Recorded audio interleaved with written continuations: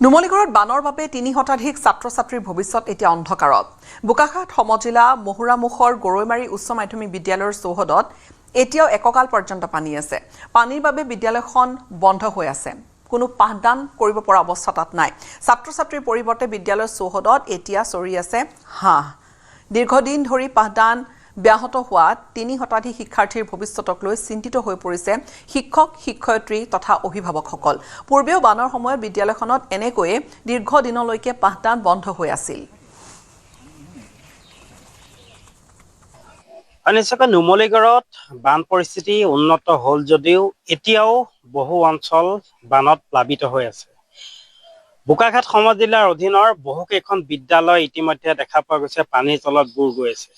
আৰু বিশেষকৈ মই এখন বিদ্যালয়ত উপস্থিত আছো, গৰৈমাৰী উচ্চ মাধ্যমিক বিদ্যালয়, যিখন বিদ্যালয় প্ৰতিটো বছৰত যি বান আহে সেই বানৰ সময়ত বুৰ যায় আৰু দীৰ্ঘদিন ধৰি বিদ্যালয়খনৰ যি পাঠদানৰ ব্যৱস্থা সেই পাঠদানৰ ব্যৱস্থা ব্যাহত হৈ থাকে।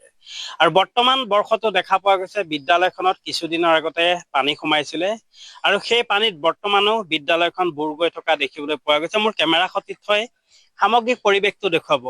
গৰৈমাৰী উচ্চ মাধ্যমিক বিদ্যালয়খন দীৰ্ঘদিন এনেদৰে বানত বুৰ গৈ আছে আৰু যাৰ বাবে বিদ্যালয়খনত পাঠদান ইতিমধ্যে আৰম্ভ হোৱা নাই। প্ৰতিটো বৰ্ষতেই দেখা যায় এই বিদ্যালয়খন এনেদৰে বানত বুৰ যায় আৰু তাৰ পিছতেই যি পাঠদান সেই পাঠদান বন্ধ হৈ পৰে। উপায়ন্তৰ ইয়াৰ যিসকল শিক্ষকসকল তেওঁলোক উপায়ন্তৰ, কাৰণ বিদ্যালয়খনৰ যি চৌহদত এতিয়া এককাল পৰ্যন্ত পানী। সমগ্ৰ পৰিৱেশটো মোৰ কেমেৰা সতীৰ্থই দেখুৱাই আছে। এই বৰ্ষতো দেখা পোৱা গ'ল এই বৰ্ষত যি বান আহিছিল সেই বান কিছু পৰিমাণে উন্নত হ'ল যদিও কিন্তু বৰ্তমানো দেখা পোৱা গৈছে বোকাখাট সমজিলাৰ অধীনৰ বহু অঞ্চল এনেদৰে বানত প্লাবিত হৈ আছে। বহু বিদ্যালয় মানুহৰ ঘৰ দুৱাৰ ইতিমধ্যে বানত প্লাবিত হৈ আছে। মই কথা পাতিব বিচাৰিম মোৰ লগত গৰৈমাৰী উচ্চ মাধ্যমিক বিদ্যালয়ৰ শিক্ষকসকল আছে। তেওঁলোক এনেদৰে আহি বিদ্যালয়ৰ যি গেট সেই গেটত এনেদৰে ৰৈ থাকিবলগীয়া হয়। ছাত্ৰ-ছাত্ৰীসকল আহে কিন্তু তেওঁলোক ঘূৰি যাবলগীয়া হয়, কাৰণ বিদ্যালয়ত প্ৰৱেশ কৰিব পৰা পৰিৱেশ গঢ়ি উঠা নাই বৰ্তমান পৰ্যন্ত।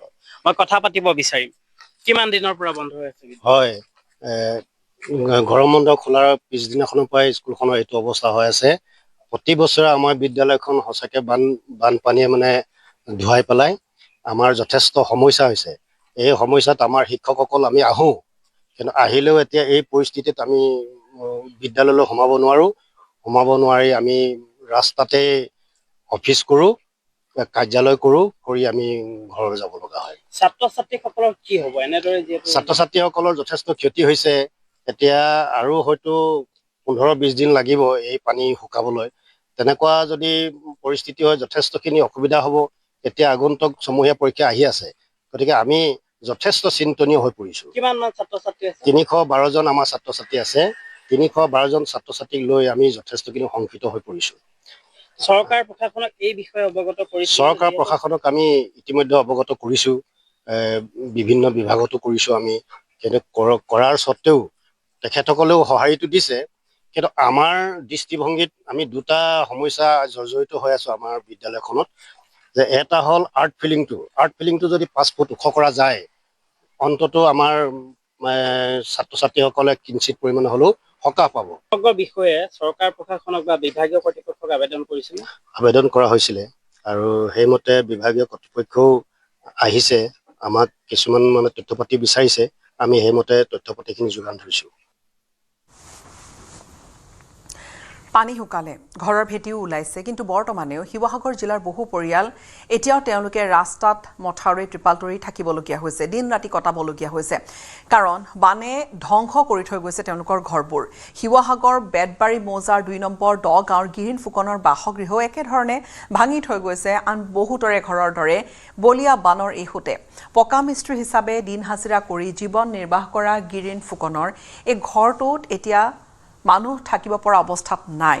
এই ঘৰটো ধ্বংস হোৱাত বৰ্তমান ভাড়া ঘৰতে আছে পৰিবাৰ সহিতে কন্যা। এতিয়াও তেওঁলোক উভতিব পৰা নাই। কেতিয়ালৈ নিজৰ ভেটিটো পুনৰ তাত বাস উপযোগী হৈ উঠিব, ঘৰ সাজি তাত থাকিব পাৰিব, তাক লৈ এতিয়া চিন্তিত হৈ পৰিছে পৰিয়ালটো। যোৱা 19 জুলাইত অহা প্ৰলয়ংকাৰী বানে শিৱসাগৰ জিলাৰ 5 শতাধিক গাঁও প্লাবিত কৰিছিলে। বৰ্তমান পানী শুকালে কিন্তু দুখ দুৰ্দশা আঁতৰা নাই।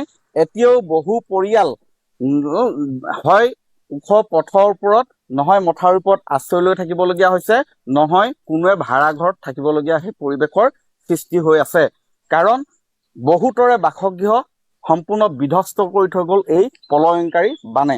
শিৱসাগৰ বেতবৰাই মৌজাৰ এই ২ নং দ গাঁৱৰ গিৰিণ ফুকনৰ বাসগৃহ মই দেখুৱাব বিচাৰিছো।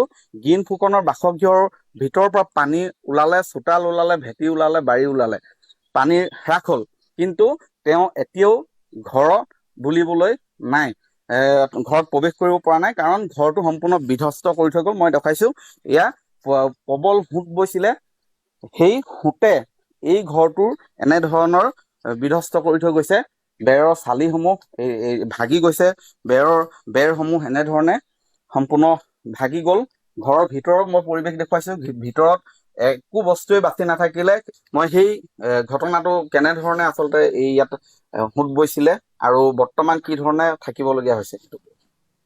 এইটো 3:30 বজাত 20 তাৰিখ আছিলে, সোমবাৰ 20 তাৰিখ সোমবাৰ 3:30 বজাত আবেলি পটককৈ পানীটো বাঢ়ি আহিলে ইফালৰ পৰা দক্ষিণ চাইডৰ পৰা বাঢ়ি আহি গড়গুৰিত একদম মানে পচন্দ সোঁত আৰু আহিলে। অহাত আমি পথাপত এই ধান কেইটামান আছিলে, ধানকেইটাকে উলিয়ালো। 2টামান ল'ৰা আহিলে, ধানকেইটা উলিয়াই থাকোঁতে এআঁঠু পানী হৈ গ'লে, বাকী একো বচাব নোৱাৰিলো। বহুত পচন্দ সোঁত হ'ল।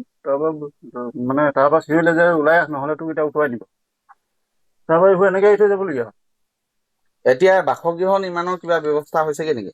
বাসগৃহ ব্যৱস্থাটো এতিয়ালৈকে নিৰ্মাণ কৰিবলৈতো মোৰ একো নাই। আপোনাৰ পৰিয়ালত আৰু কোন কোন আছে? পৰিয়ালত ছোৱালী 2জনী আছে আৰু পৰিবাৰ। তেওঁলোক ক'ত আছে এতিয়া? এতিয়া ছোৱালীজনী এইবাৰ স্নাতকৰ প্ৰথম হৈছে, হাই ছেকেণ্ডেৰী পাছ কৰি এডমিশ্যন লৈছে। ক'ত লৈছে? এইটো শিৱসাগৰ গাৰ্লছত লৈছে। তাই ক্লাছ কৰিবৰ কাৰণে এতিয়া ইয়াততো থাকিবলৈ যাবলৈ ব্যৱস্থা নাই, গতিকে শিৱসাগৰ টাউনতে ৰাতি ৰুম ভাড়া কৰি লৈ তাতে ৰখাইছোঁ। আৰু উজনি অসমৰ বান বিভীষিকাৰ আজি হৈছে 29 দিন।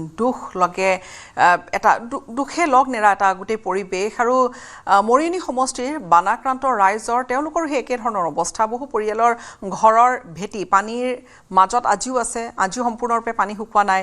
কোনো পৰিয়াল তেওঁলোকৰ ভেটি ওলাইছে যদিও বা ঘৰত সোমাব নোৱাৰা এটা অৱস্থা। আৰু এতিয়া বহু পৰিয়ালৰ শিবিৰত আছে তেওঁলোক, বা অথবা পথৰ কাষতে চালি পাতি তেওঁলোকে দিন অতিবাহিত কৰিবলগীয়া হৈছে। কালৰূপী বানে ইতিমধ্যে ঘৰৰ সকলো সা সামগ্ৰী নষ্ট কৰি থৈ গ'ল। চাওক, বান বিভীষিকাৰ আজি 29টা দিনত ভৰি দিলে। বহু লোক শিবিৰত বাস কৰি আছে, বহু লোকে পথৰ কাষতেই চালি এখন তৰি কোনোমতে জীয়াই আছে। মোৰ পিছফালে এই যে ঘৰবোৰ দেখিছে, এয়া হৈছে মৰিয়নি সমষ্টিৰ হোজাইকান অঞ্চলৰ দৃশ্য। এয়া চাওক, এতিয়াও ঘৰ পানীৰ তলতে আছে আৰু কিছু লোকৰ ঘৰৰ ভেটিটো ওলাইছে যদিও কিন্তু তেওঁলোকৰ ভেটিত সোমাব নোৱাৰা অৱস্থা, পলস। আৰু এই বানে এই অঞ্চলটোৰ পৰিয়ালসমূহৰ সকলো শেষ কৰি থৈ গ'ল। তেওঁলোকৰ ঘৰখনৰ ভিতৰৰ সকলো সা সামগ্ৰী শেষ কৰি থৈ গ'ল, তেওঁলোকৰ বাৰীখন শেষ কৰি থৈ গ'ল, তেওঁলোকৰ পথাৰখন শেষ কৰি থৈ গ'ল। পানী সোমাল কিন্তু এতিয়া ওলোৱাৰ পথ নাই। এনেধৰণে ঘৰৰ ভিতৰতে এতিয়া গাঁত। ইয়াতে তেওঁলোকে, আপুনি কাহানি আহিলে শিবিৰৰ পৰা? কাহানি আজি 3 দিন হ'ল। 3 দিন হৈছে। ঘৰত একো নাই আৰু ঘৰতে অৱস্থাই অকমান মুচি মেলি লৈছো আৰু সৰু ল'ৰা ছোৱালী আছে থাকিবলৈ দিগদাৰ যে, সেইটো কাৰণে ৰাতিটো শুব পৰা নাই বাৰু, বেলেগৰ ঘৰতে শুইছো আৰু। মানে এইকেইদিন শিবিৰতে আছিলো। শিবিৰত আছে। ঘৰ ভাঙি দিলে, ঘৰে ভাগি গৈছে, বেহু খহি গৈছে পানী পাই, তেনেকুৱা হৈছে আৰু। ইয়াতে কিমান পৰিয়াল আপোনালোকৰ গাঁওখনত? আমাৰ ইয়াত 50টা পৰিয়াল আছে। 50টা পৰিয়ালে তেওঁলোকো আছিলে, এতিয়া আৰু 8টামান পৰিয়াল এতিয়াও আছে তাতে, বাকী খিনি আহিছে আৰু ইয়ালৈ। বহুতৰে এতিয়াও ওলোৱা নাই? ওলোৱা নাই ওলোৱা। ধন্যবাদ জনাইছো। মই এই ঘৰখনেই মই দেখুৱাইছো যে ইয়াতে তেওঁলোকৰ সম্পত্তি বুলিবলৈ একো নাই, সকলো শেষ হৈ গৈছে। সন্মুখৰ ঘৰখন ইতিমধ্যে আপোনালোকে দেখিছে, একেই অৱস্থা। আৰু সেইসমূহ পৰিয়াল এতিয়াও শিবিৰতে বাস কৰি আছে। তেওঁলোকে ইয়ালৈ ঘূৰি আহিব পৰা অৱস্থা আজিও অহা নাই, যাৰ কাৰণে এতিয়া তেওঁলোকে চিন্তাত টোপনি নহাৰ দৰে পৰিৱেশ, কি কৰিব, কি খাব, কেনেকৈ জীয়াই থাকিব, সেই কথাবোৰে তেওঁলোকক এতিয়া চিন্তিত কৰিছে। সেয়ে আপোনাৰ ঘৰো একেই অৱস্থা। এইটো মোৰ ঘৰ এইটো ঘৰ আপোনাৰ ঘৰ। হাউলি পৰিছে, ভাগি গৈছে, হয়। বয় বস্তু নষ্ট হৈছে কৃষ্ণ, আৰু কাপোৰ কানি এনেকে অলপ তিতিছে, হ'লেও মানে ধৰক ওপৰত থৈ আহিছিলো নৰখিলে, পৰি গ'ল। আৰু ভিতৰৰ চব বস্তুৱে নষ্ট হৈছে।